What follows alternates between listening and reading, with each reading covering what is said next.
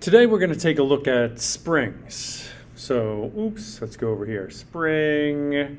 Generally, they're just pieces of metal that have been wound around some kind of form and then heated to treat them.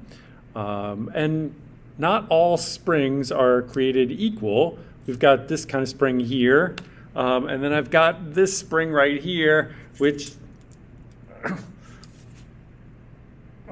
I can barely budge, where this one seems to move all over the place. So we want to investigate that a little bit on our way to talking about work and energy and power. And the way we're going to do that is by taking a look at Hooke's law.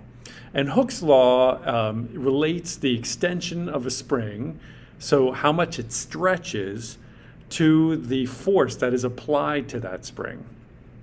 Now, we're going to see some relationships. So I'm stretching it, applying a force and stretching it. And you notice that the spring keeps returning back to its original shape. So I stretch it out, boom, back to its original shape. And as long as I stay within a certain limit, that's going to be true. You'll notice that this spring is not so pretty. That's because some student who will remain nameless overstretch this thing, and once you overstretch it, the atoms of metal that are connected together in the spring rearrange themselves permanently, and that's called your elastic limit. So your elastic limit, when you exceed that, then the spring no longer goes back to its original shape. That's kind of outside AP Physics discussion. So we are always going to stay within the elastic limit, and we're always going to stretch it, but not far enough where we destroy it.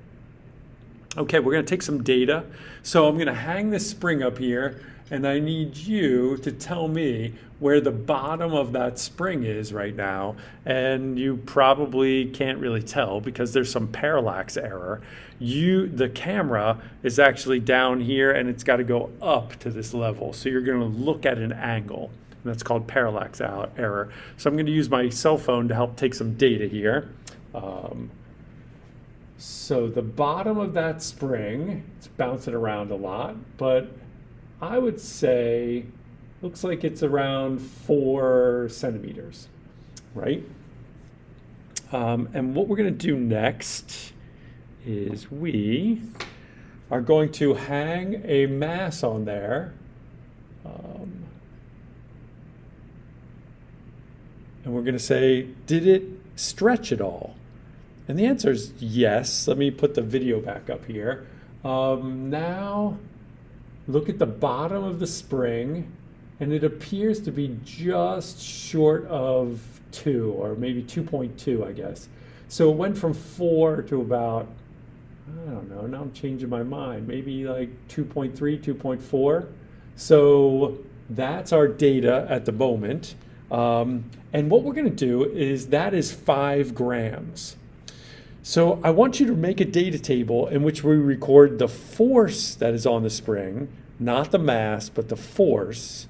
So you got grams, you got to convert to kilograms and then to newtons. And I want to know how much it's stretched. So our beginning of the spring, it started out at 4. And it went down to like 2.3, so that's a stretch of about 1.7 centimeters. You can put in your own numbers if you thought I was wrong about those. So now I'm going to add some mass. We're going to go from 5 grams, and when I add this in there, whoa, that is going to be 35 grams. And I want to watch, if I just drop it like this, we've got a situation in which my spring is bouncing and I can't really take data. We're going to come back to this in a couple weeks when we talk about objects that bounce like this. But for now, what I want to do instead is to take this thing and slowly lower it to the spot where it's going to stay. And then we're going to take a look at the bottom of the spring again. Where is the bottom of the spring? Okay, so there we go. Now I'm going to take that one off. That again was our 35 grams. And we are going to put in 65 grams. So 65 grams. I'm going to slowly lower it. So we can take out the bumpiness.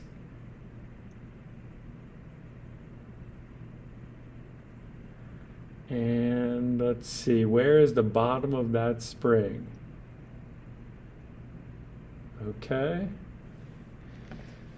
So I'm taking off the 65 grams. Goodbye, 65 grams.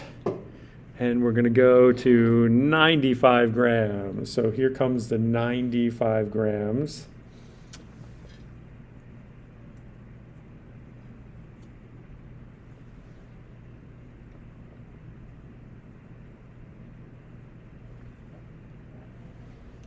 And then we'll take a look at where the bottom of the spring is.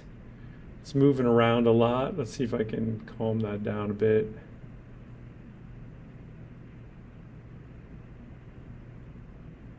Okay, so is it better over here?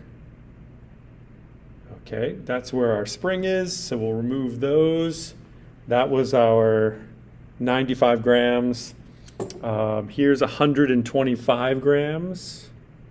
Oops, 125 grams.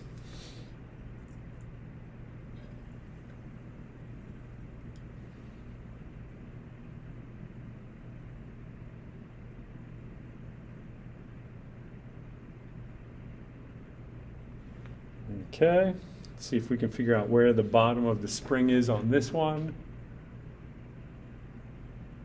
Might be easier here. Okay, we can give it a shot here. Okay, got some data on that one. That was 125 grams. And our last piece of data is going to be 155 grams. So again, that is total. The holder and the masses combined are a total of 155 grams. So this one, sinking way out of your vision at this point. So I will take my handy dandy camera here and we'll take some data, and the bottom of that thing, still moving around a lot, but let's see if we can ease it out. Okay, help over here.